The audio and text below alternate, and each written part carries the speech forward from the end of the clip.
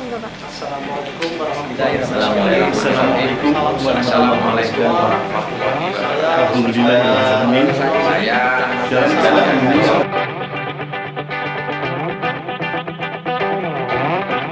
Bismillahirrahmanirrahim. Assalamualaikum warahmatullahi wabarakatuh. Saat ini Kecamatan Ngaglik memiliki peta COVID kategori kuning. Walaupun di Desa Minomartani kategori hijau. Namun pertumbuhan kasus positif dimungkinkan masih bisa terjadi dengan seiring kegiatan kemasyarakatan yang berlangsung. Tindakan-tindakan pemerintah desa Minomartani melalui Satgas penanganan COVID sebagai berikut. Yang pertama,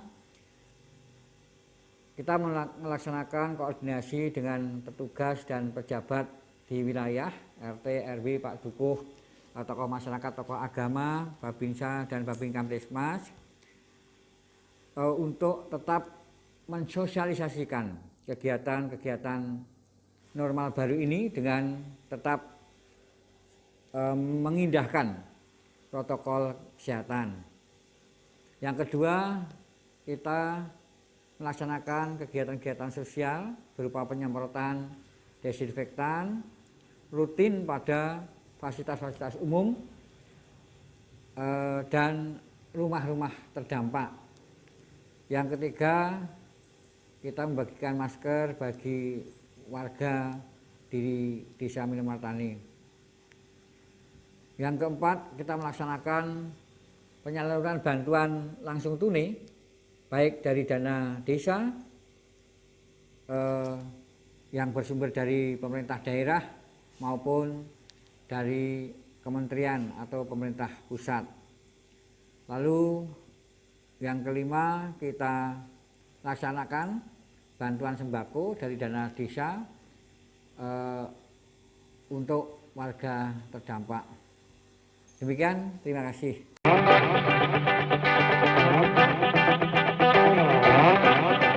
Bismillahirrahmanirrahim. Assalamualaikum warahmatullahi wabarakatuh. Saya Mukti Ajianto, Babin Kamtibmas Desa Minomartani, ingin menyampaikan pesan kepada warga, terutama warga Desa Minomartani. Pada masa pandemi saat ini, kita tetap agar melaksanakan apa yang sudah menjadi anjuran dari pemerintah. Walaupun saat ini sudah dinyatakan atau sedang dalam proses berjalan new normal, atau yang sekarang lebih akrab, lebih enak kita sebut sebagai adaptasi kebiasaan baru. Jangan sampai kita mengabaikan apa yang sudah dianjurkan oleh pemerintah. Tentunya warga sudah mengetahui apa saja yang perlu dilakukan selama masa pandemi ini, baik itu pakai masker, untuk cuci tangan dengan sabun pakai air mengalir, terus jaga jarak dan lain sebagainya. Tentu warga sudah mengetahui semua. Yang perlu kami tekankan di sini adalah jangan sampai kita mengabaikan, walaupun saat ini sudah bergeser, adaptasinya tidak seperti awal-awal itu, namun kita jangan sampai menyepelekan.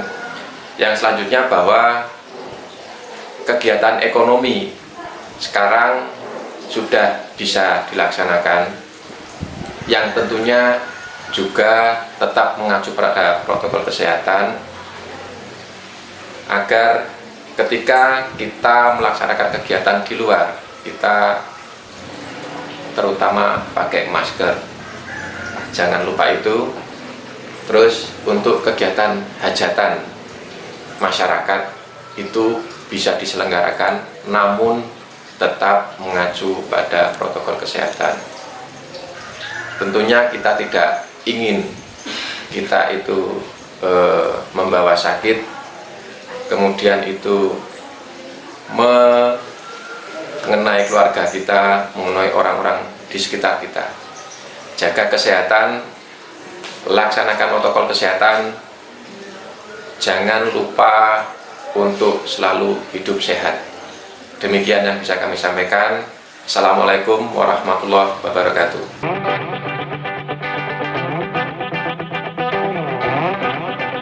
Assalamualaikum warahmatullahi wabarakatuh. Salam sejahtera untuk kita semua. Saya Sarsan Mayor Supardiono, Babinsa Desa Minomartani.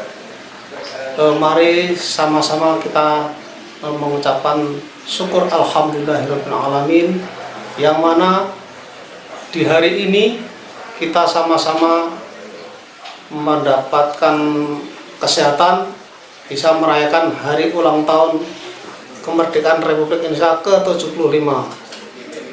Meskipun dalam suasana COVID seperti ini, kita tidak boleh lemah, tetap kita semangat.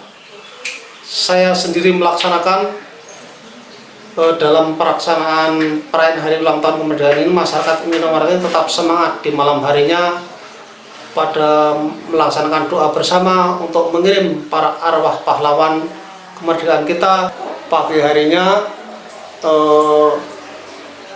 para pemuda-pemudi mengajak ke masyarakat untuk melaksanakan pengibaran bendera di lapangan Gantalan, dan dilanjutkan dengan bersepeda gembira muter lingkungan Desa Minomartani ini. Dan siang harinya anak-anak muda, pemuda-pemudi melaksanakan kegiatan-kegiatan seperti pemancingan, main layang-layang, yang mana untuk edukasi bahwa anak-anak muda, anak-anak generasi bangsa kita tetap semangat dan selalu menjalankan protokol kesehatan dalam melaksanakan hari ulang tahun kemerdekaan Republik Indonesia. Salam merdeka. Wassalamualaikum warahmatullahi wabarakatuh.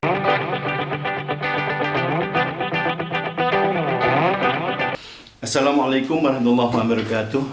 Alhamdulillahirrahmanirrahim. Terima kasih kepada mahasiswa KKN dari UNJ yang ada di Pelosok Kuning. Pada kesempatan ini saya diminta untuk menyampaikan sebuah materi, yaitu mengoptimalisasikan pendidikan di masa new normal. Itu artinya bahwa pendidikan di masa new normal ini kurang optimal. Ini memang harus kita akui, hasil pendidikan di masa normal, artinya di masa sebelum COVID-19 dengan di masa new normal, yaitu pada saat COVID-19 ini yang semuanya harus berlaku dengan protokol kesehatan, yaitu memakai masker, jaga jarak, kemudian cuci tangan dan sebagainya, tentu akan berbeda hasilnya apabila dengan kegiatan belajar mengajar yang dilaksanakan di sekolah, yaitu dengan tatap muka. Namun bagaimanapun ini bukan sebuah pilihan, tetapi sebuah keharusan bahwa kita harus belajar dengan jaga jarak, yaitu dengan online. Tentu saja ini diperlukan kerjasama yang bagus di antara orang tua siswa dengan pihak sekolah ataupun pihak-pihak terkait. Tidak boleh masing-masing pihak itu saling menyalahkan, karena diperlukan sebuah kerjasama saling pengertian. Yang semula belajar mengajar itu ketika pada jam sekolah, tanggung jawab penuh berada pada guru dan pihak sekolah. Namun di masa new normal ini, maka orang tua juga harus lebih berperan di dalam mengawasi putra-putrinya. Karena kegiatan belajar mengajar itu siswa berada di rumah, dan apakah siswa itu melaksanakan tugas yang diberikan oleh guru atau tidak, itu yang bisa mengawasi hanya orang tua. Maka orang tua harus lebih aktif, ya.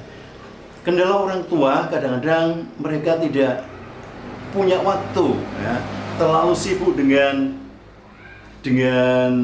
pekerjaannya. Ya, ini sebuah tantangan bagaimana orang tua itu bisa membagi waktu untuk tetap mengawasi putra-putrinya untuk tetap belajar.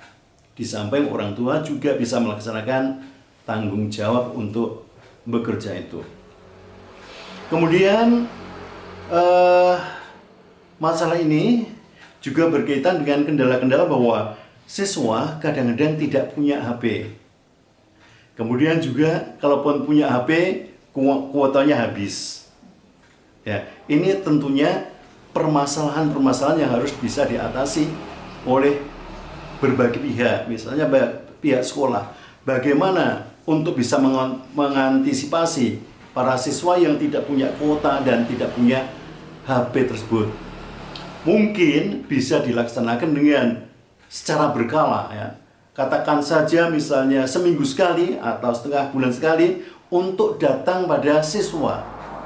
Agar siswa itu semuanya bisa didatangi oleh para guru, maka sebaiknya dibentuklah kelompok-kelompok belajar yang tidak terlalu banyak. Katakan saja setiap kelompok belajar itu 5 orang. Ya, kemudian artinya dalam satu kelas mungkin ada 6-7 kelompok belajar. Itu nanti guru bisa secara berkala untuk datang kepada para siswa dalam kelompok-kelompok belajar tersebut. Kemudian orang tua juga walaupun mungkin secara materi itu tidak bisa membantu ya, materi pembelajaran tidak mampu untuk membimbing mengajari putra-putrinya, karena untuk pelajaran kadang-kadang yang diterima oleh orang tua pada saat sekolah dengan para siswa sekarang itu berbeda, maka orang tua akan kesulitan.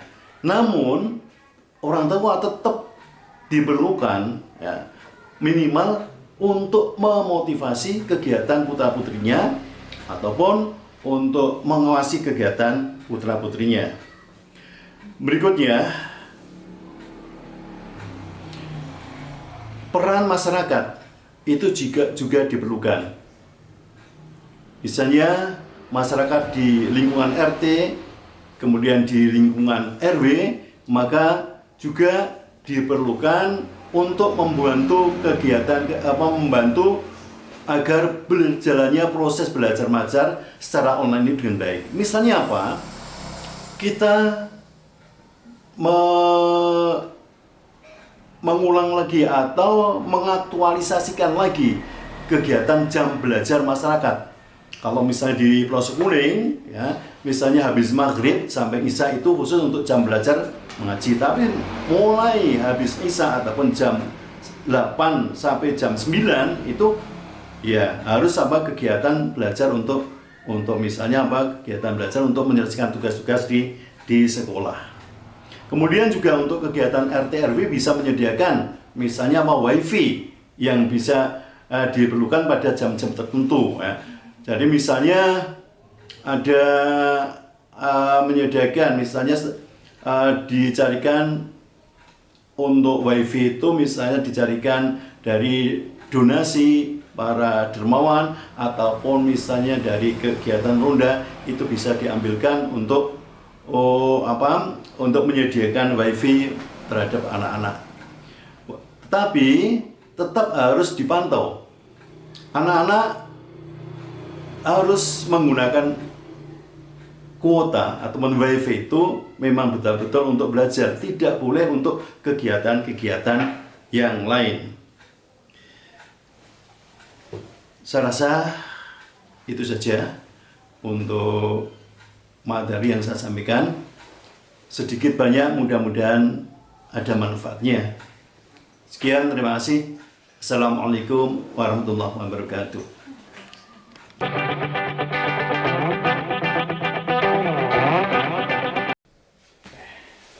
Assalamualaikum warahmatullahi wabarakatuh. Dalam menghadapi situasi seperti sekarang ini, pandemi yang terjadi yang mendunia, itu sebetulnya kita tidak perlu panik, tidak perlu takut yang membabi buta, yang seolah-olah dunia ini seperti sudah mau kiamat, sudah tidak ada harapan lagi. Padahal kalau kita itu memahami apa yang terjadi di dalam dunia sekarang ini, kita bisa mengambil hikmahnya, kita bisa menerjemahkan petunjuk dari Allah ini berupa COVID ini sebetulnya petunjuk, tanda-tanda, ilmu sebetulnya ini. Ilmu dari Allah Subhanahu wa Ta'ala yang menjadikan kita, petunjuk kita untuk menghadapi situasi bagaimanapun. Dan merupakan ilmu. Ilmu itu kan sebenarnya tanda-tanda. Ilmu itu tanda-tanda.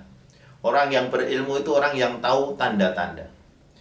Tandanya ada wabah seperti ini, seperti sekarang ini. Ada wabah, orang, tanda-tanda orang takut ada segini. Itu ilmu. Ilmu itu tanda-tanda. Sehingga dalam menghadapi situasi seperti ini, yang perlu kita selamatkan adalah tauhid kita. Tauhid kita, keluarga kita, anak-anak kita dari situasi yang tidak menentu seperti ini. Orang takut keluar rumah, orang takut untuk belajar di sekolah, orang takut di masjid, maka bahkan masjid-masjid ditutup, sekolah-sekolah ditutup. Itu sebenarnya justru kontraproduktif, dan itu bisa menjadikan situasi semakin buruk. Harusnya dengan protap kesehatan yang ada sekarang ini, protap yang ditetapkan oleh negara, mulai dari cuci tangan, jaga jarak, pakai masker dan sebagainya, itu sebetulnya harusnya sudah bisa membuka, menyelamatkan, dalam arti menyelamatkan aktivitas-aktivitas manusia yang selama ini terhenti, harusnya.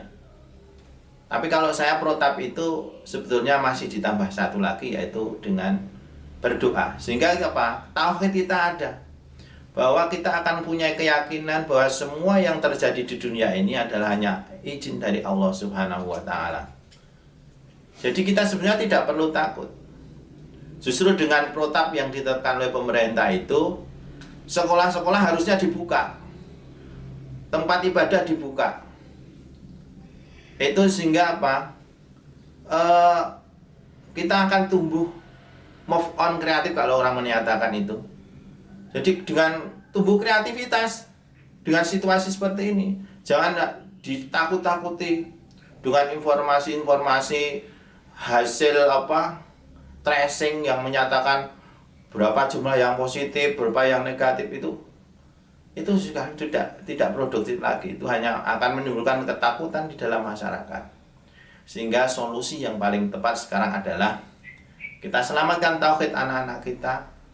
Kita buka tempat ibadah, kita buka sekolah-sekolah, pasar-pasar dan sebagainya, dengan tetap menjalankan protap kesehatan yang ada.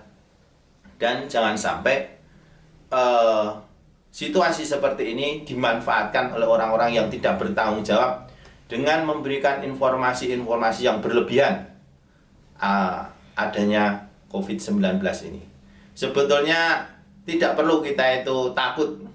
Takutlah hanya kepada Allah Subhanahu wa Ta'ala. Semua yang terjadi di bumi ini, baik maupun buruk, sudah tercatat sebelum kita lahir. Sehingga kita tidak perlu takut. Kita tetap harus berusaha menyelamatkan anak-anak kita, keluarga kita, saudara-saudara kita, tetangga-tetangga kita. Itu jangan sampai luntur ketauhidannya, jangan sampai hilang rasa keagamaannya. Sekarang ini hampir hilang, orang hampir tidak percaya dengan adanya agama adalah solusi. Seolah solusinya pakai masker, itu lucu. Tetap agama yang harus jadikan solusi. Beribadah, sampai-sampai ada hadis Nabi yang menyatakan kalau ada wabah, malah justru orang itu harus rajin beribadah, berbondong-bondong di masjid, untuk Allah akan menyelamatkan orang-orang yang ahli masjid seperti itu. Jadi jangan sampai kita justru malah luntur, masjid-masjid, tempat ibadah dan sebagainya ditutup, sekolah ditutup. Itu seperti apa yang dikatakan Pak Nadiem Makarim, Menteri Pendidikan. Itu sangatlah mengerikan, karena akan terjadi generasi yang putus secara permanen. bodoh secara permanen. Itu sangat mengerikan sekali itu. Kalau ini dilanjutkan seperti itu. Jadi mohon kepada yang berkepentingan juga untuk bisa memberikan kebijaksanaannya supaya bisa mengkombinasikan antara protap kesehatan yang ada dengan aktivitas-aktivitas sehari-hari, baik aktivitas keagamaan maupun aktivitas-aktivitas sosial. Dan juga mohon untuk masalah-masalah yang berkaitan dengan COVID-19 ini jangan terlalu dibesar-besarkan, jangan terlalu didramatisir sehingga masyarakat menjadi lebih takut untuk keluar rumah untuk beraktivitas, dan itu sebenarnya akan berdampak negatif pada masyarakat itu sendiri. Mungkin itu yang bisa saya sampaikan. Assalamualaikum warahmatullahi wabarakatuh.